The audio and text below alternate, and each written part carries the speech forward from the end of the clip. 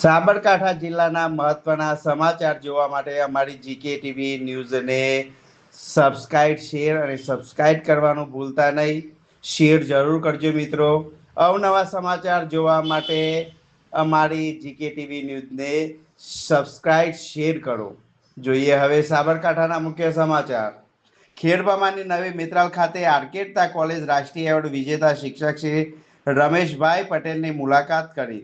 શિક્ષણ મંત્રી શ્રીમતી રીવાબા જાડેજાએ ખેડબ્રહ્માની નવી મિત્રાલ ખાતે આર્કેડતા કોલેજના રાષ્ટ્રીય એવોર્ડ વિજેતા શિક્ષક શ્રી રમેશભાઈ પટેલની સંસ્થાની મુલાકાત લઈ તેમને સન્માનિત કર્યા હતા.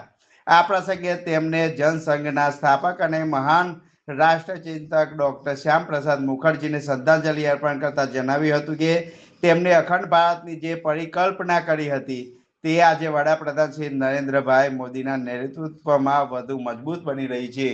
શિક્ષણ મંત્રીએ જણાવ્યું કે સાચા અર્થમાં શિક્ષક વ્યક્તિ જ કહેવાય, જેમાં સારું નરસું પારખવાની સમજ, સંસ્કાર અને જીવન મૂલ્યોનું ભાવ વિકસ્યું છે. વિકસિત ભારતનું નિર્માણ માટે માત્ર જ્ઞાન જ નહીં પરંતુ મૂલ્યનિષ્ઠ અને જવાબદાર નાગરિકોનું ઘડતર પણ એટલું જ જરૂરી છે.